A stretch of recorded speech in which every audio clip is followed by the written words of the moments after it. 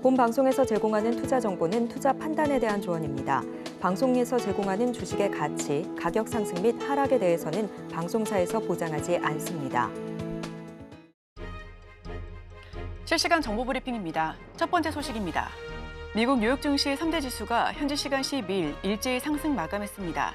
투자자들은 8월 물가 지표를 통해 인플레이션 진정 추세를 확인한 뒤 이달 금리 인하를 확신하며 빅테크 매수에 나섰습니다. 이날 오전 공개된 물가 지표는 예상에 부합하며 인플레이션 진정 추세를 뒷받침했습니다. 미 노동부에 따르면 8월 생산자 물가 지수는 전월 대비 0.2% 올라 다우존스 전문가 예상치에 부합했습니다. 고용시장은 냉각 신호를 보냈습니다. 이날 미 노동부에 따르면 지난주 신규 실업수당 청구 건수는 23만 건으로 직전주 수성치 대비 2,000건 늘어났습니다. 이는 전문가 예상치를 3,000건 상회한 수준입니다. 두 번째 소식입니다. 현지 시간 10일 열린 미국 대선 TV 토론에서 판정승 평가를 받은 민주당 대선 후보인 카멀라 해리스 부통령이 토론 직후 열린 여론조사에서 공화당 후보인 도널드 트럼프 전 대통령과의 지지율 격차를 확인한 것으로 나타났습니다. 해리스 부통령의 판정승 평가는 정당별 지지층에서 확연히 드러났는데요. 민주당 유권자의 91%는 해리스 부통령이 TV 토론에서 승리했다고 평가한 반면 공화당 유권자는 53%만이 트럼프 전 대통령이 이겼다고 답했습니다. 세 번째 소식입니다. 국제유가는 현지 시간 12일 허리케인 프랜신이 멕시코만 정유 활동에 차질을 줄 수 있다는 우려에 이틀째 상승했습니다. 글로벌 원유 수요 감소 우려 등에 지난 11일 하루에만 4.3% 폭락하며 공포감에 휩싸였던 뉴욕 원유 시장은 이틀 연속 2% 넘게 급반등하며 폭락 이전 수준으로 되돌아왔습니다. WTI 가격은 이날까지 2거래일간 4.9%나 올랐습니다. 마지막 소식입니다. 이스라엘군이 현지 시간으로 지난 8일 시리아 중부 군사시설을 공습했을 때 특수부대를 지상에 투입해 이란 미사일 제조시설을 파괴했다는 보도가 나왔습니다. 튀르키예 본부를 둔 시리아 TV에 따르면 8일 오후 11시쯤 시리아 중부 하마주 지역까지 날아간 이스라엘군 헬기에서 특수부대원들이 밧줄을 타고 내려가 지상에서 작전을 펼쳤습니다. 이스라엘군이 시리아 내 이란 목표물을 공습하는 경우는 있지만 지상작전까지 펴는 것은 이례적인 것입니다.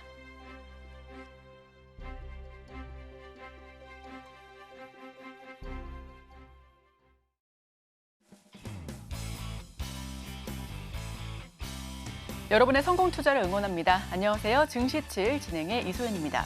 간밤 미증시 3대 지수는 무난한 PPR을 소화하며 3대 지수 모두가 상승 마감했습니다. 특히나 나스닥 지수는 1% 넘게 올라 기술주 랠리를 이끌었는데요. M7 기업주는 모두 다 급등하면서 종가 형성했습니다. 더 자세한 소식은 이어지는 외신 브리핑 통해서 전달드리도록 하겠습니다. 금요일의 증시7 지금 바로 출발합니다.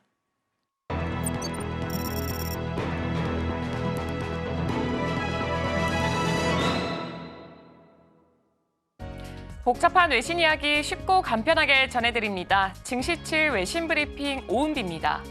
간밤의 뉴욕 증시는 9월 초에 이 어려움을 딛고 반등세를 이어가면서 3대 지수 모두 상승하면서 마무리했습니다. 다우지수 0.58%, S&P 500 지수 0.75%, 나스닥 지수 1% 모두 다 이렇게 오름세를 나타냈습니다. S&P 500 지수는 9월의 손실을 0.9%나 줄여냈고요. 사상 최고치까지 약 1.3%를 남겨두고 있습니다. 메가캡 기술주와 반도체 관련 주식들 이날 오후 거래에서 상승세를 주도했습니다. 인공지능 분야의 대표 주자인 엔비디아는 1.9% 상승을 했고요.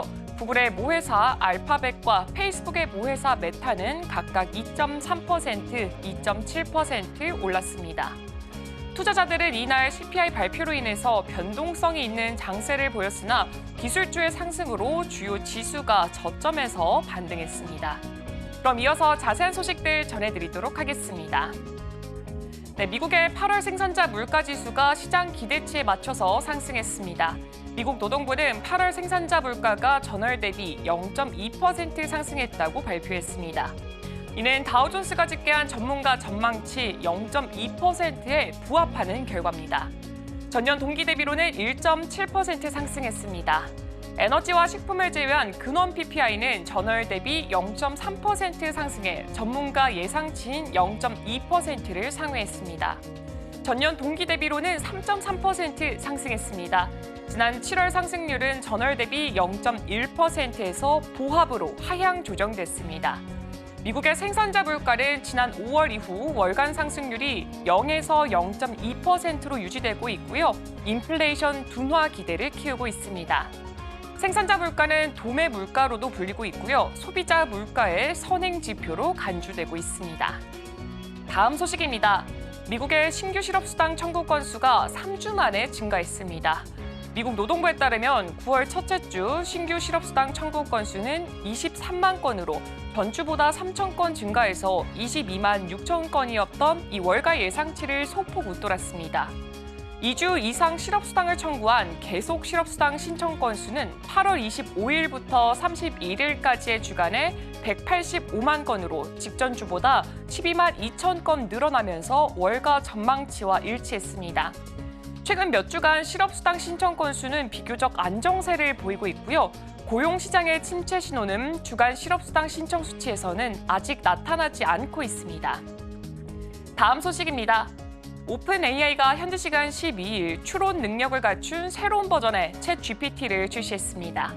이번에 출시된 챗 GPT는 오픈 AI 5.1이라는 새로운 AI 모델을 탑재하고 있고요. 수학과 코딩 작업에서 뛰어난 추론 능력을 발휘할 수가 있습니다. 오픈 AI 5.1은 오픈 AI가 추론 능력에 중점을 두고 개발을 해왔던 AI 모델이고요. 기존의 챗 GPT보다 더 복잡한 문제를 분석하고 최적의 해답을 제시하는 데 시간이 걸릴 수가 있습니다. 이 모델은 국제 수학 올림피아드 예선 시험에서 83%의 정답률을 기록을 했고요. 기존 모델의 13%와 비교했을 때 큰 발전을 보여줬습니다. 오픈 AI는 이번 모델이 복잡한 수학 공식 작성 그리고 의료 연구 지원 등 다양한 분야에서 유용할 것이라고 밝혔습니다. 챗 GPT 플러스 그리고 챗 팀즈 사용자들은 이 기술을 즉시 이용할 수가 있고요. 이는 오픈 AI의 범용 인공지능 개발 목표를 향한 중요한 진전으로 평가받고 있습니다. 인공지능 수요 급증으로 글로벌 빅테크들이 대규모 데이터 센터 구축에 나서고 있습니다. 아마존은 향후 5년간 영국의 클라우드 그리고 AI 인프라를 위해서 80억 파운드를 투자한다고 발표했습니다. 또한 브라질에도 2034년까지 약 2조 4천억 원을 투자할 계획입니다. 아마존 웹 서비스는 영국에서 데이터 센터 확장을 통해서 클라우드 수요를 충족을 하고요. AI 기술 발전에 대응하고자 합니다. 브라질에서도 데이터 센터 확장과 운영에 집중할 계획입니다. 아마존의 이번 투자 결정은 마이크로소프트 등 경쟁사들의 이 유럽 내 클라우드 인프라 투자와 함께 글로벌 시장에서 AI와 클라우드 컴퓨팅 수요를 충족시키기 위한 노력의 일환으로 분석되고 있습니다. 다음 소식입니다. 오픈 AI의 기업 가치가 1,500억 달러로 급상승하면서 자금 조달에 나섰다고 뉴욕타임스가 보도했습니다. 이는 지난해 평가된 800억 달러에서 약 700억 달러가 늘어난 수치고요. 마이크로소프트, 애플, 엔비디아 등 이 주요 기업이 이번 펀딩에 참여하는 것으로 예상되고 있습니다. 오픈 AI는 이번 펀딩을 통해서 65억 달러를 목표로 하고 있고요. 이는 기존 목표였던 10억 달러를 크게 웃도는 금액입니다. 성공 시에는 오픈 AI가 틱톡의 모회사 바이트댄스에 이어서 세계에서 두 번째로 가치가 높은 비상장 기업이 될 것으로 예상되고 있습니다. 다음 소식입니다. 일본 제철이 미국 US 스틸 인수를 위해서 마지막 총력전에 돌입을 했습니다. 모리 다카이로 부회장은 미국의 외국인 투자심의위원회와 협의를 하기 위해서 워싱턴을 직접 방문을 했고요. 미 정부 관계자들과 만났습니다. 외국인 투자심의위원회는 일본 제철이 생산시설을 해외로 옮길 가능성, 그리고 무역 보호 조치 반대 경력을 이유로 안보 우려를 제기를 했고요. 일본 제철과 US 스틸은 이를 반박하면서 우려 불식을 위해서 여러 대책을 마련했다고 밝혔습니다. 미국 내 정치적 반대와 철강 노조의 반대가 변수로 작용되는 가운데 일본 경제계도 이렇게 미국 정부에 압박 서한을 보내면서 인수 성사를 위한 지원에 나섰습니다.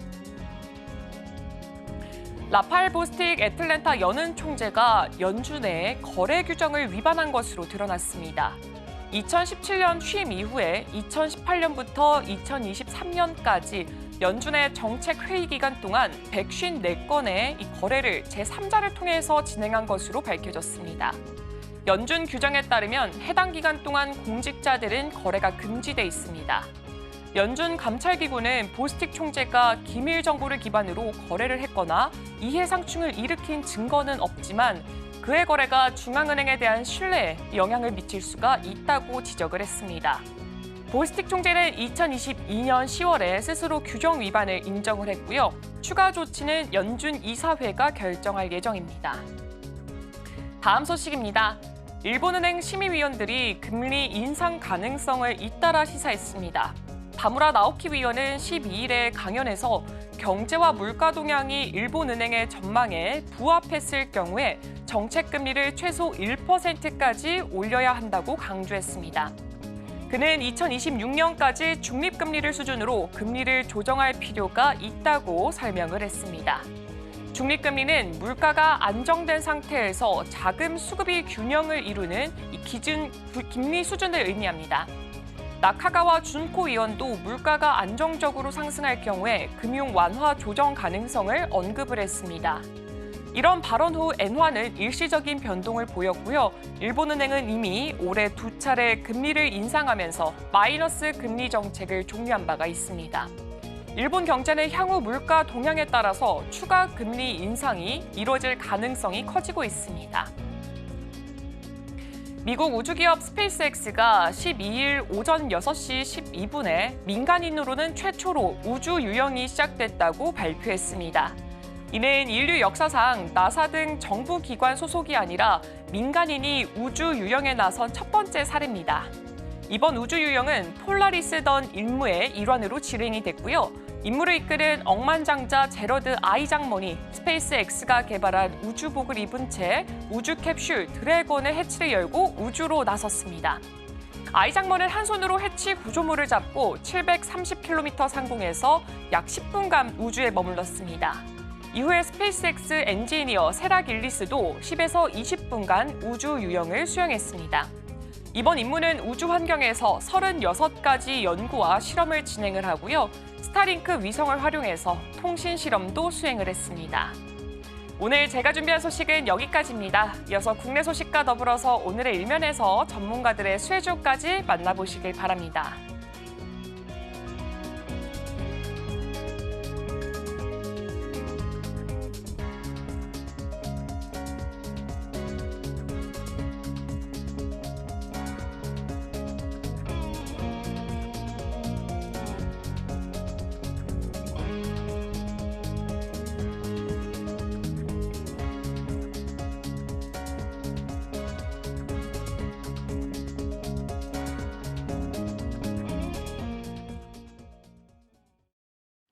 네, 서울경제TV 증시 7 조간 브리핑 시간입니다. 서울경제신문에서 발행한 이슈 전해드리는데요. 첫 번째 소식부터 하나하나 짚어보겠습니다. 화면 살펴보시죠. 해리스, 반도체 팔아 중국 도와 트럼프 최악 물가로 경제 파괴. 첫 번째 소식 바로 전해드립니다.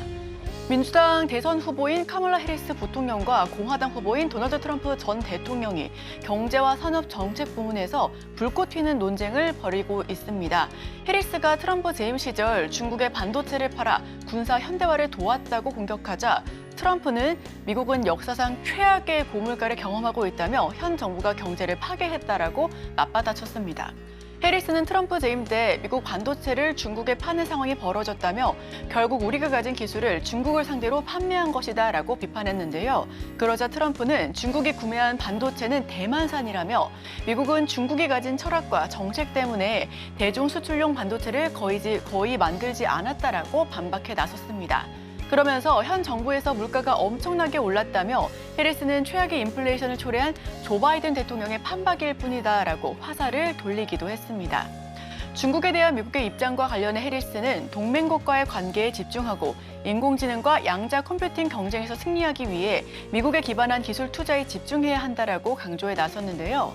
트럼프가 공언한 관세 인상을 놓고도 치열한 공방이 벌어졌었습니다. 해리스는 트럼프의 관세 공약을 두고 약 20% 트럼프 판매세를 부과하는 것이며 중산층은 매년 $4,000를 더 부담하고 미국 재정 적자가 $5조 증가할 것이다라고 꼬집었습니다. 트럼프는 자신의 임기 때 관세를 부과했지만 물가는 오르지 않았다며 물가가 전례 없는 수준까지 오른 것은 바이든 행정부 때였다라고 비판했는데요. 이날 토론은 해리스가 공격을 가하고 트럼프가 방어적인 자세를 취했다는 게 지배적인 평가였습니다. 기후 변화와 일자리를 놓고도 치열한 설전이 벌어졌습니다. 해리스 부통령은 트럼프 때 자동차 일자리가 줄어들었다며 나는 청정 에너지에 투자하고 일자리를 창출할 것이다 라고 설명했는데요. 반면 트럼프는 내 재임 때 자동차 일자리가 사라진 것은 사실이 아니다라고 반박하며 현재 자동차 공장이 해외로 나가고 미국으로 자동차가 역수출되고 있으며 이를 나는 반드시 막을 것이다 라고 설명하기도 했습니다. 에너지 정책에 대해서는 셰일가스 시추 기술의 일종인 수압 하실법이 쟁점으로 떠올랐습니다. 해리스는 해외 원유에 대한 의존도를 줄이기 위해 다양한 원천에 에너지 투자해야 한다라고 설명하고 있는데요. 현재 해리스와 트럼프가 토론해서 밝힌 경제 주제별 입장입니다. 살펴보시면 대중국 정책, 그리고 관세 및 물가, 부자 감세, 일자리 등이 있는데요. 해당 모습에서 서로 다른 모습을 보여주고 있는 상황입니다. 해리스 부자 감세로 재정 적자 5조 달러 넘게 늘어날 것이다라고 설명하고 있습니다. 동맹 강화와 첨단 기술 투자에 집중해야 된다라고 설명하고 있는데요. 반면에 트럼프는 재임 시절에 자동차 일자리가 감소된 것은 사실이 아니다라며 에너지 쪽 분야에서도 서로 다른 의견을 취하고 있습니다. 두 번째 소식입니다. 한은 금리 되돌림 우려, 국채 발행 급증도 불안 가중. 한국은행이 시장의 기준금리 인하 기대가 과도해 올해 금리 인하 횟수가 한 번에 그칠 경우 금리를 내렸음에도 불구하고 시중금리가 다시 오르는 되돌림 현상이 나타날 수 있다라고 우려하고 있습니다. 채권금리는 가격과 반대로 움직이는데요. 국고채 투자자들이 올해 한은이 2번 금리를 내린다고 생각해서 투자를 했는데 생각보다 금리 인하폭이 적게 된다면 가격 상승폭이 작기 때문에 채권을 팔아칠 수 있고 이는 채권금리 상승으로 이어질 수 있다는 우려 때문입니다. 한은이 기준금리를 내렸는데 시장금리가 금리 하락폭을 메우거나 되레 더 높아질 수 있다는 뜻이고요. 시장의 기대가 급변할 경우 외국인의 국채 선물 포지션이 조정되면서 시장금리의 변동성이 일시 확대될 가능성을 배제하기 어려워 보인다라고 밝혔습니다. 실제로 시장의 금리 인하 기대는 높습니다. 시장에서는 한은이 연 2.7에서 2.8% 수준까지 금리를 내릴 것을 가정하고 있다라는 분석 역시 나오고 있는데요. 하지만 한은 안팎에서 올해 기준금리 인하 횟수가 1회일 수 있으며 최초 시점도 10월이 아닌 11월일 가능성이 제기되고 있는 상황입니다. 문제는 한은이 금리 인하 횟수 문제에 내년도 국고채 발행 급증이 겹치고 있다는 점입니다. 내년도 국고채 발행량은 올해보다 11.7% 증가한 201조 3천억 원까지 불어날 예정인데요. 국고채 발행이 늘어나게 되면 일반적으로 금리는 높아지게 되어 있습니다. 시장이 한은의 금리 인하 속도에 실망할 경우 국고채 금리 하락이 되돌려질 부분도 있어 이는 내년 국채 발행 증가로 중장기적으로 오히려 금리가 상승할 여지도 있다라고 설명하고 있는 부분이고요. 현재 외국인은 장기물을 중심으로 국채 매도세를 이어가고 있습니다. 국고채 발행 11.7% 넘게 올라 201조 넘게 오를 것으로 추산하고 있습니다. 투자자들은 금리 2번 인하할 것을 기대하고 있는데요. 예상에 못 미치면 채권을 팔아치워서 채권과 시중금리 모두 다시 오를 수도 있다는 게 시장의 우려입니다. 다음 소식입니다. 내수 부진의 폭염, 건설 일자리 또 최대폭 감소. 내수 부진이 깊어지면서 건설업 취업자 수가 2달 연속 역대 최대 감소폭을 기록했습니다. 1인 자영업자도 12개월 연속 줄어들면서 소상공인의 어려움이 깊어지고 있다는 부분인데요. 11일 통계청이 발표한 8월 고용 동향에 따르면 지난달 15세 이상 취업자는 2,880만 1,000명으로 1년 전보다 12만 명 넘게 늘어났습니다. 2달 연속 10만 명대에 증가한 수치이고요. 다만 경기 부진을 겪고 있는 건설업에서 취업자 감소세가 두드러져 건설업 고용 위축세는 4개월간 이어지고 있는 부분입니다. 건설업황과 폭염의 영향이 맞물린 것으로 보인다라고 해석을 하고 있는 건데요. 역대급 폭염으로 근로시간이 짧아진 것도 특징적입니다. 실제로 주당 평균 취업 시간은 1년 전보다 1.5시간 감소한 34.1시간으로 조사됐습니다. 정부 안팎에서는 내수 부진으로 고용시장의 불안이 이어질 것이다라는 분석 역시 뒤따르고 있고요. 통계청이 발표한 8월 고용 동향 우선 7월에 이어서 8월 역시 계속해서 줄어들고 있습니다. 전체 취업자는 12.3만 명 증가 추세에 있다는 부분도 참고해 보시길 바랍니다. 다음 소식입니다. 장거리 미사일로 러 본토 공격 허용되나? 우크라이나가 서방에서 제공받은 장거리 미사일로 러시아 본토를 타격하는 방안이 현실화할 수 있을 것으로 관측됩니다. 당초 러시아 본토 타격을 반대하던 미국이 기존 입장을 선회한 부분인데요. 해당 조치가 실현될 경우 2년 넘게 이어지는 우크라이나 전쟁이 중대 전환점을 맞게 될 것이다라는 부분이 확실하고 있습니다. 미국은 우크라이나에 지원한 장거리 미사일의 사용 범위 제한을 완화할 가능성을 열어놨습니다. 이날 영국 일간 더 타임스도 우크라이나의 장거리 미사일을 이용한 러시아 타격에 대한 미국 정부 입장이 바뀌고 있다라고 설명을 했는데요. 이달 말 열리는 유엔 총회 전에 미국의 태도에 변화가 있을 수도 있다라고 전망하고 있습니다. 미국은 그동안 우크라이나가 서방에서 제공한 장거리 무기로 러시아 후방에 위치한 목표물을 노리는 것에 완강하게 반대 입장을 고수해 왔었습니다. 자칫하다가 우크라이나 전쟁이 러시아와 서방과의 전면전으로 번지거나 러시아가 핵무기를 쓸 수 있다라는 우려에서였고요. 하지만 이번 주 이란이 서방의 경고를 무시한 채 러시아에 수백 발의 단거리 탄도미사일 등을 제공해 러시아의 화력 증강에 대한 우려가 깊어지고 있습니다. 이는 미국이 기존 입장을 재고하는 데 상당한 영향을 준 것으로 풀이가 되고 있고요. 바이든 무기 제약 완화를 논의하고 있다라고 설명하고 있습니다. 13일 영국 총리 회담에서도 다룰 내용인데 이달 말 유엔 총회 전에 결론이 날 것으로 전망되고 있습니다. 마지막 소식입니다. 미 대선 누가 이기든 방산과 바이오, 전력 설비주 기대된다. 우선 11일 미국 대선 TV토론 이후 증권가에서는 양 후보 모두의 수혜가 기대되는 업종에 주목할 것을 추천하고 있습니다. 대선 결과와 관계없이 수혜를 기대할 수 있는 종목으로 방산과 바이오, 전력 설비 관련 업종 등을 꼽았는데요. 유진투자증권에 따르면 통상 미국 대선이 있던 해에 9월에서 10월은 불확실성이 커지면서 주가지수가 하락한 경우가 많았고 선거 결과에 대한 예측이 비교적 명확해지면서 반등이 일어났었다라고 분석하고 있습니다. 한국투자증권은 특히 올해는 연준의 정책 전환을 앞두고 있고 양 후보의 지지율 격차가 크지 않으며 일본 엔캐리 트레이드 청산 부담도 지속되고 있는 만큼 과거보다 위험 자산에 대한 투자 심리가 위축될 가능성이 높다라고 강조하고 있고요. 하나증권에 따르면 2016년 대선 선행 사례를 보면 양 당간 산업 정책의 수혜를 두루 기대할 수 있는 업종이 시장 지수보다 더 높은 수익률을 기록했다라고 설명하고 있습니다. 특히 방산업종은 대선 불확실성이 가장 작은 섹터로 꼽히고 있고요.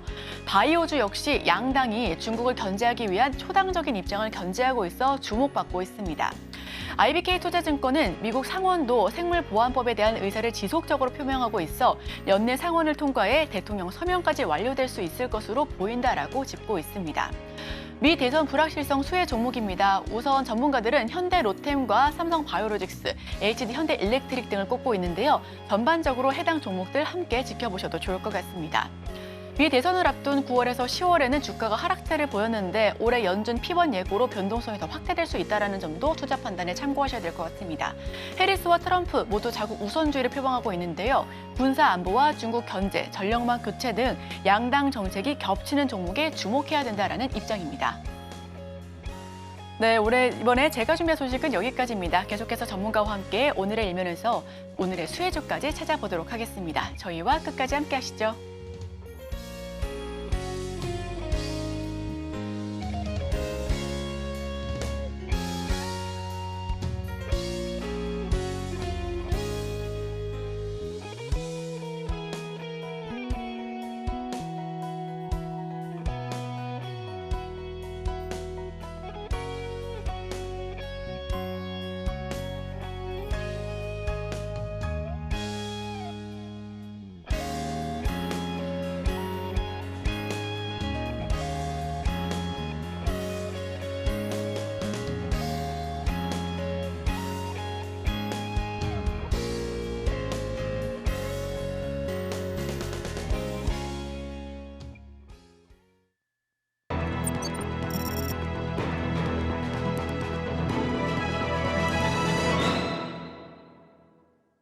오늘의 면 헤드라인입니다. 금리 인하 수혜주 대응 전략 점검. 함께 하실 분은 루크투자연구소 임순재 대표님 모셔봅니다. 어서 오세요. 네, 안녕하십니까?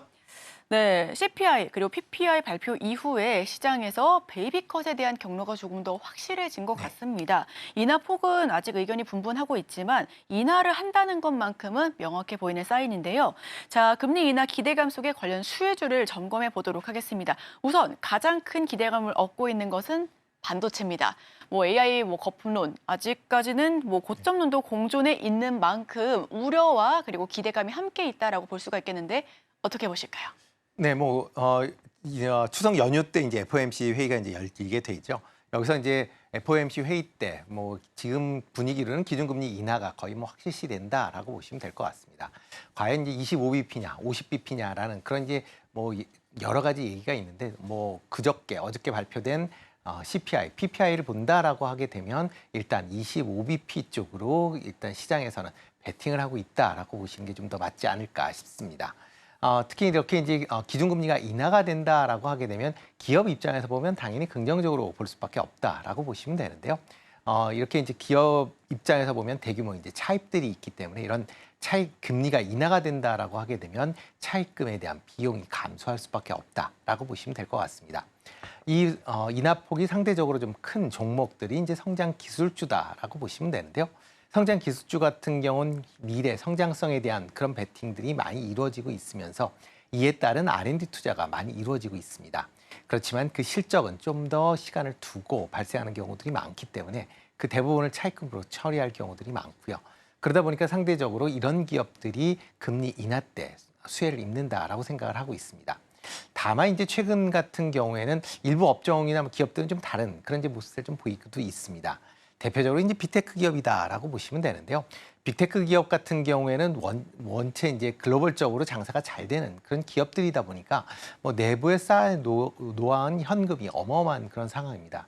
그래서 회사마다 수백억 달러에서 수천억 달러에 이르기 때문에 만약 금리 인하를 한다라고 하게 되면 이런 기업들은 어떻게 보면 수혜보다는 약간은 좀 피해를 입는다라고 이제 생각하시는 게 맞지 않을까. 그 이유는 원체 이제 많은 현금을 갖고 있기 때문에 현금에 대한 이자 수익이 좀 감소한다라는 그런 측면에서 생각해 볼 수도 있다라고 보시면 될 것 같습니다. 최근 들어 이제 반도체주, 그러니까 기준금리가 인하가 되면 반도체주와 같은 성장 기술주가 좋아질 것이다라는 기대감이 있는 것도 사실입니다.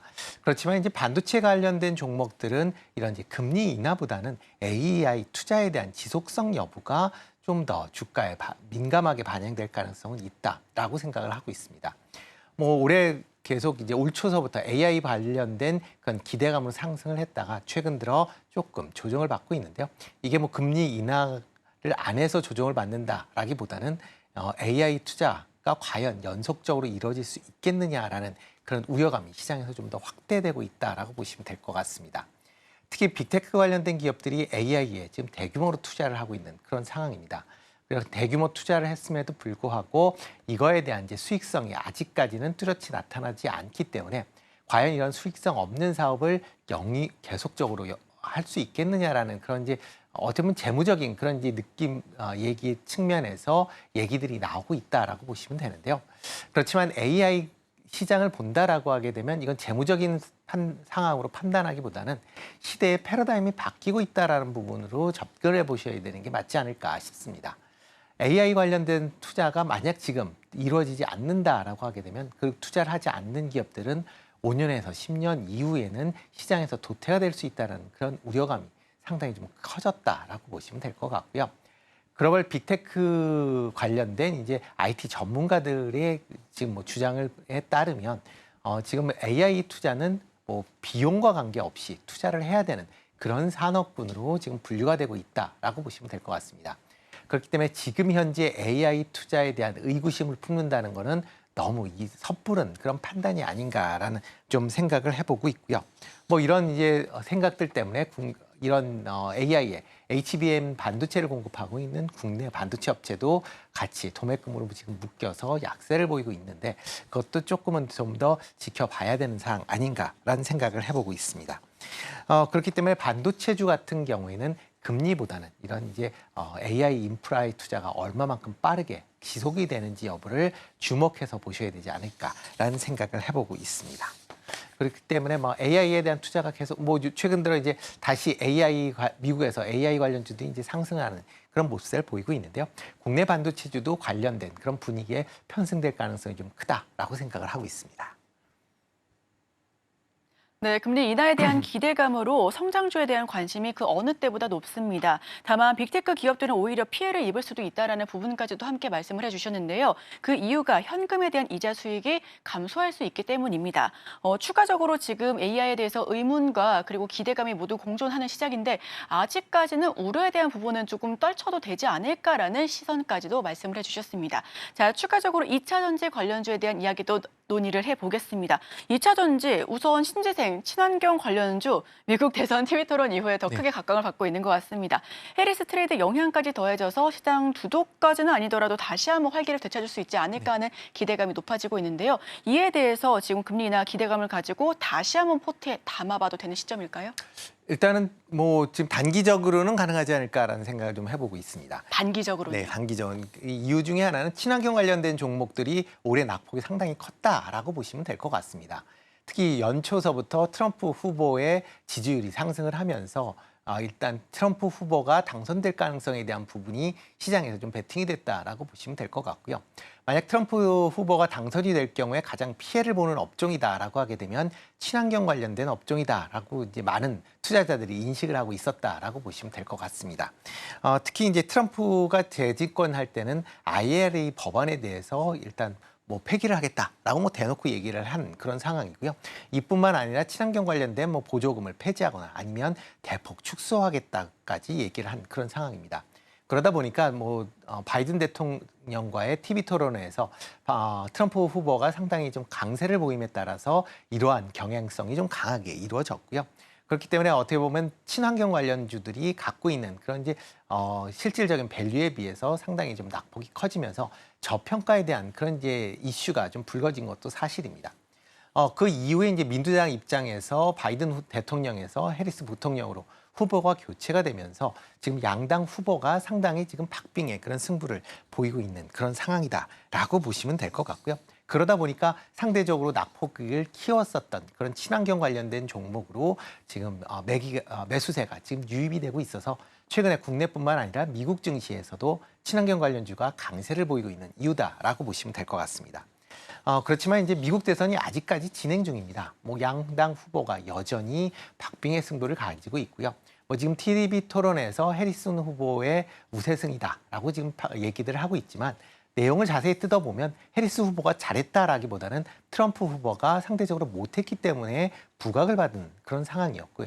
과거에 2016년도 대선을 본다라고 하게 되면 당시에 힐러리 후보와 트럼프 후보 간의 TV 토론회 이후에 힐러리 후보가 상당히 잘했다는 평을 받았습니다. 그렇지만 결론적으로는 트럼프 후보가 그 당시 대통령이 됐거든요. 그러니까 TV 토론회 한 번으로는 확인할 수 없다라고 보시면 될 것 같고요. 특히 미국 선거 특성상 각 경합주에서의 과연 관련된 이슈를 어떻게 선점을 해서 이기느냐가 대선에 영향을 미치기 때문에 아직까지는 뭐 쉽게 속단을 하기는 좀 이르다라고 좀 보시는 게 맞지 않을까라는 생각을 해보고 있습니다.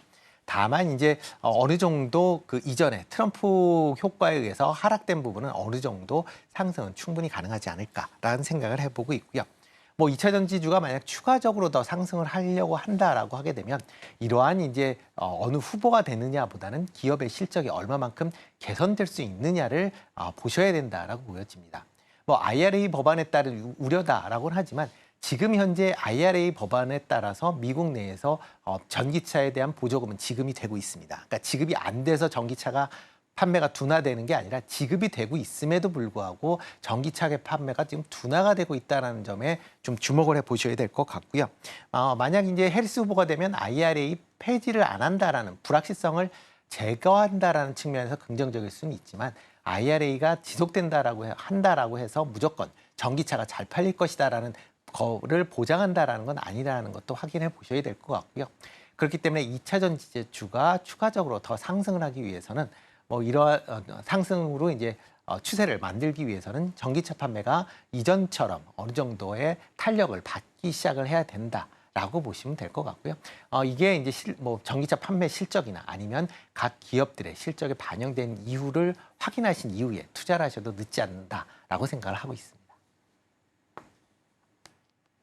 네, 2차 전지주 같은 경우에는 현재 낙폭 과대에 따른 수급 유입이 진행되고 있다라는 부분과 함께 방망이를 짧게 잡고 단기적으로 트레이딩 관점에서 좀 접근하면 어떨까라는 의견을 들어봤습니다. 다만 중장기적으로는 여전히 실적 개선세가 눈에 띄는 종목을 봐야 된다라는 의견까지도 들어봤는데요. 그렇다면 금리 인하 수혜 관점에서 자동차랑 배터리 그 어느 쪽에 무게를 두고 바라봐야 되는지도 궁금한데 저는 밸류업 기대감 때문에 자동차 쪽에 조금 더 무게를 둘 것 같아요. 어떻게 보실까요? 일단 뭐 금리 인하가 이제 과거와는 좀 다른 형태이기 때문에 이제 많이들 이렇게 얘기를 하시는데요. 과거 같은 경우는 이제 금리 인하를 한다라고 하게 되면 그만큼 경기가 둔화가 된다라는 측면이었기 때문에 그렇게 따지면 뭐 일단 내구 소비재인, 비싼 내구 소비재인 자동차 판매도 이제 조금 둔화될 가능성에 대한 부분을 얘기를 하는데 뭐 이번 같은 경우에 기준금리 인하는 이런 뭐 경기가 둔화됐다라기보다는 경기 둔화를 선제적으로 방어하기 위한 이제 인하다 보니까 과연 이제 자동차의 판매가 그렇게 크게 줄지 않을 것이다라는 기대감이 같이 맞물려 있다라고 보시면 될 것 같습니다. 일단 뭐 두 개의 업종을 본다라고 하게 되면 자동차 업종에 조금 더 관심을 가지시는 게 맞지 않을까라는 생각을 해보고 있습니다.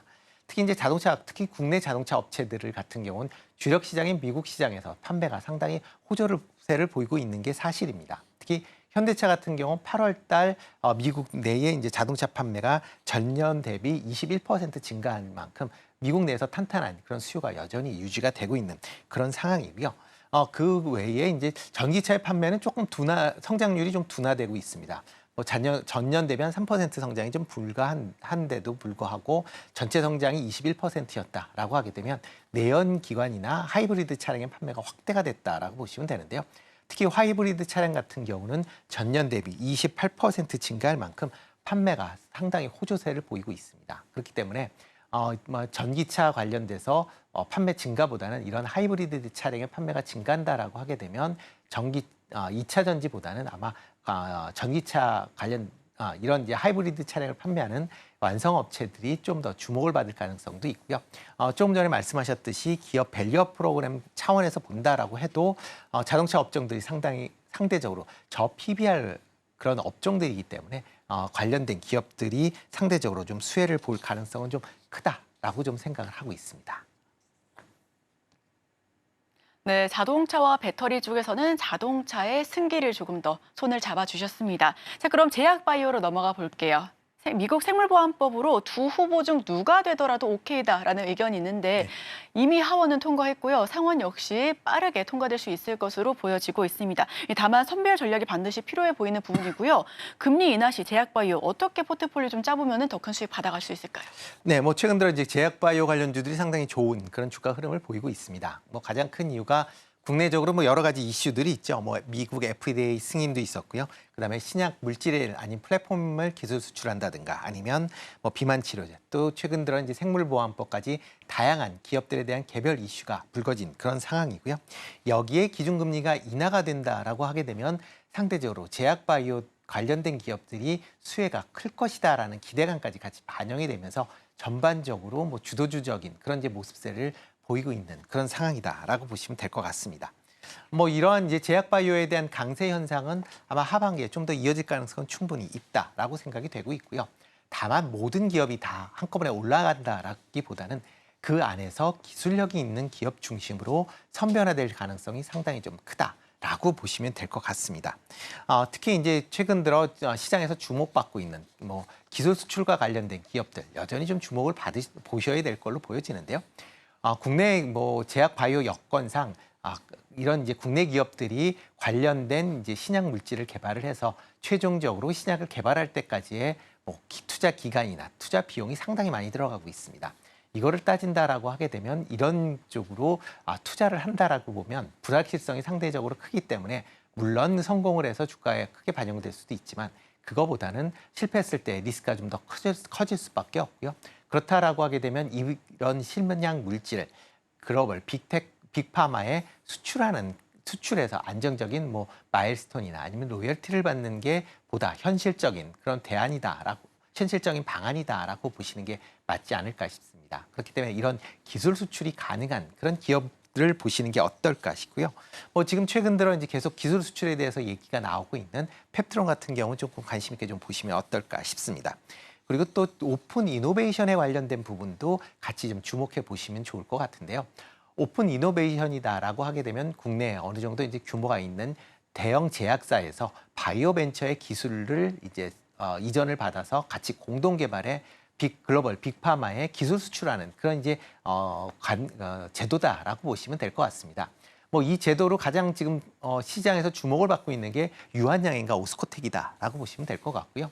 유한양행 오스코텍의 신약 물질을 유한양이 공동 개발을 하면서 얀센에 기술 수출한 게 렉나자입니다. 그러니까 이러한 오픈 이노베이션을 통해서 향후에 큰 마일스톤이나 로열티를 받을 수 있다라는 그런 이제 실증적인 모델을 보였기 때문에 최근 들어 이제 오픈 이노베이션을 할 수 있는 그런 제약사에 관심들이 많이 갖고 있다라고 보시면 될 것 같습니다. 특히 유한양행이 대표적이다라고 보시면 될 것 같고요. 이와 더불어 대웅제약이나 아니면 종근당 같은 경우도 오픈 이노베이션을 하고 있는 기업들이기 때문에 같이 좀 보시면 좋을 것 같고요. 여기에 이제 바이오 벤처 같은 경우도 같이 좀 주목해 보시면 좋은데요. 특히 이제 최근 들어 이제 유한양행의 이제 이런 이너서클에 있는 바이오 벤처가 좀 각광을 받고 있습니다. 대표적으로 오스코텍이나 아니면 GI 이노베이션, 최근 들어 이제 인벤티지레까지 이런 기업들도 중장기적으로 좀 같이 관심을 가지시면 어떨까 싶고요.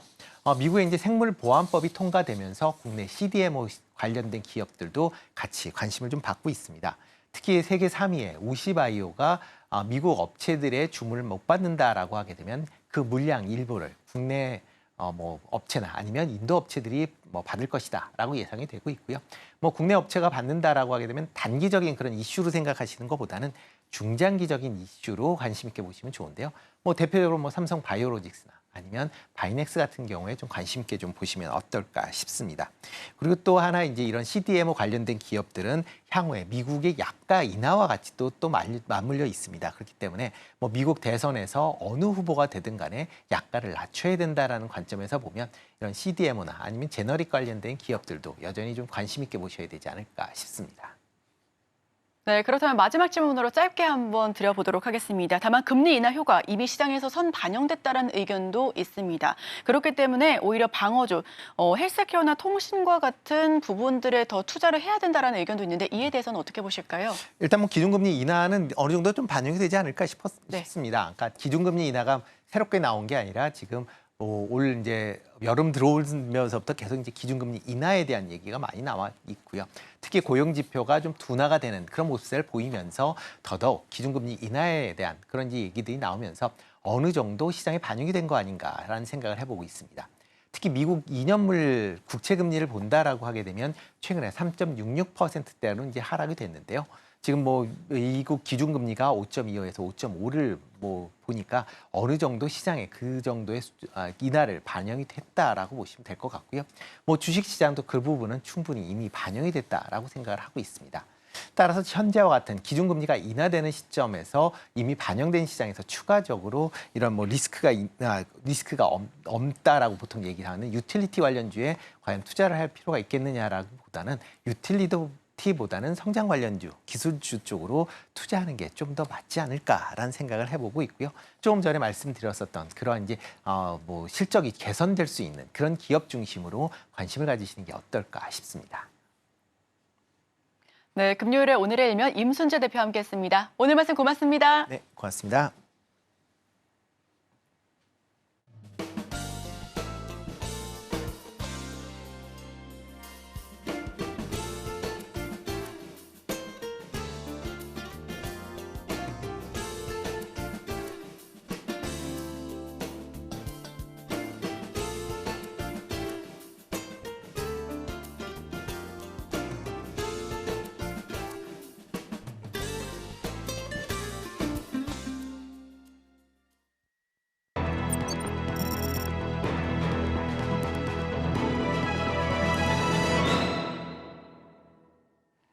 네, 투자하실 때 참고하실 만한 리포트 살펴보도록 하겠습니다. 화면 바로 만나보시죠. 우선 IBK투자증권 바이오 소부장 관련된 종목들 리뷰를 해보는데요. 생물보안법 통과로 국내 바이오 소부장 수에 확실하다. 바로 들어가 보도록 하겠습니다. 압도적인 지지로 통과된 생물보안법, 현지 시간으로 9월 9일, 국내 시간으론 9월 10일 오전이었죠. 미국 하원에서 생물보안법이 압도적인 찬성으로 미국 하원을 통과했다는 소식이 국내에까지 들려왔습니다.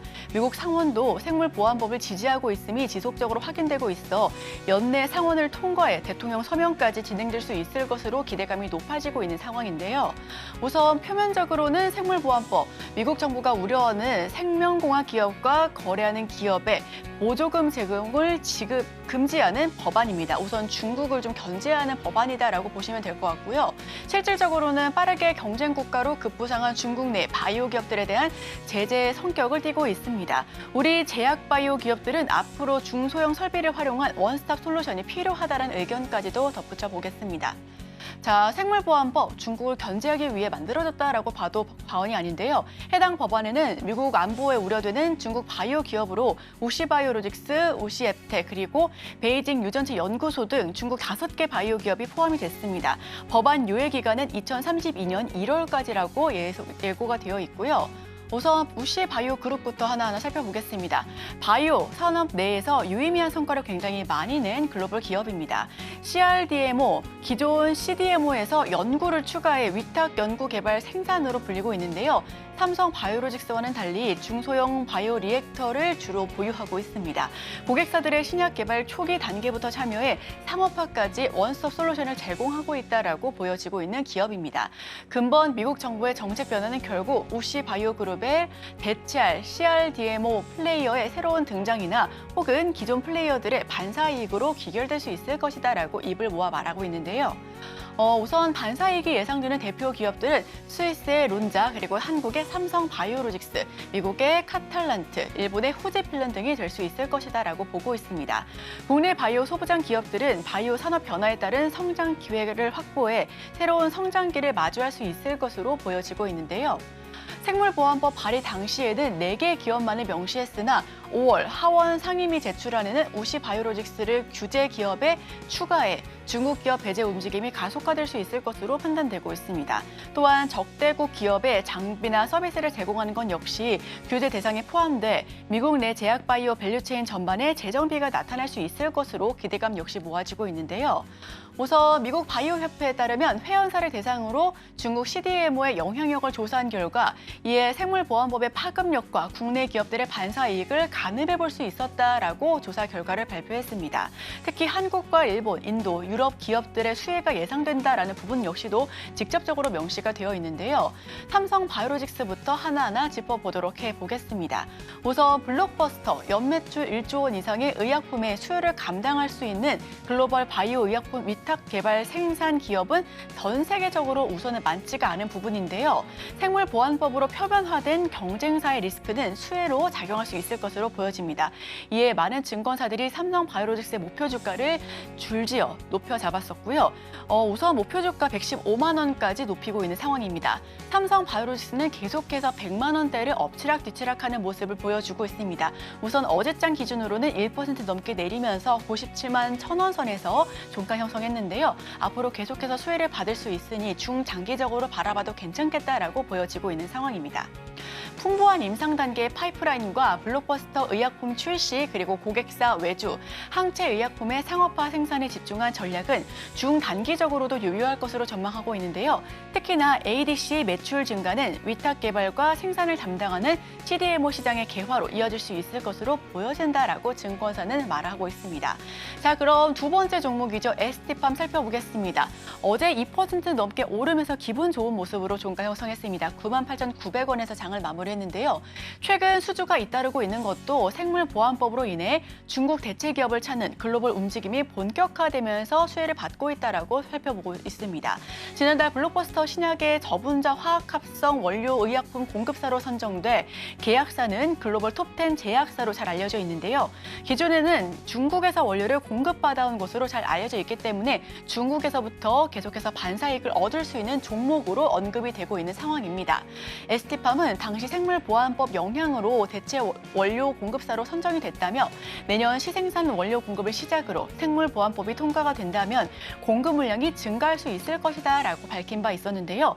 예상보다 빠르게 원료 공급사로 선정됐다라는 부분과 함께 이로 인해서 목표 주가도 역시 줄지어 상향 조정되고 있는 상황입니다. 자, 마지막 종목 살펴보시죠. 마이크로 디지털입니다. 우선 바이오 소부장, 소재 부품 장비 기업 연말 대용량 바이오 리액터인 셀빅을 출시하는데요. 바이오 리액터란 효소나 미생물 등을 활용해 세포를 대량으로 배양하는 장비를 뜻하고 있습니다. 어제는 0.61% 정도 약보합 수준에서 마무리를 지었고요. 13,000원에서 종가 형성했습니다. 우선 소부장 측면에서 마이크로 디지털 역시 함께 지켜보면 좋을 것 같다라는 의견도 추가적으로 제시해 보겠습니다. IBK 투자증권에서 바이오 소부장, 특히나 바이오 대형주 역시도 준비를 해봐야겠지만 소부장 쪽도 함께 지켜보면 좋겠다는 의견을 제시했으니까요. 이 부분까지도 투자 판단으로 참고해 보시길 바랍니다. 오늘 제가 준비한 소식은 여기까지입니다. 오늘의 핵심 요약입니다. 오늘 유럽 종양학회가 개최됩니다. 오늘의 일면에서는 금리 인하 수혜주와 대응 전략 점검에 대해서 알아봤고요. 오늘의 일면 특징주로는 방산, 반도체, 전력 설비, 제약, 바이오 제시했습니다. 투자하실 때 참고해 보시길 바랍니다. 네, 저희 방송에서 제공하는 정보는 투자 판단에 대한 참고 자료일 뿐 해당 종목의 가치 또는 상승률을 보장하지는 않습니다. 네, 잠시 후 증시8 서울경제TV 개장 방송이 이어집니다. 더 다양한 인사이트를 가져가실 수가 있으니까요. 끝까지 함께해 주시길 바랍니다. 오늘 저희가 준비한 소식은 여기까지입니다. 저희는 다음 주 목요일 이 시간에도 찾아뵙도록 하겠습니다. 함께해 주신 여러분 오늘도 고맙습니다.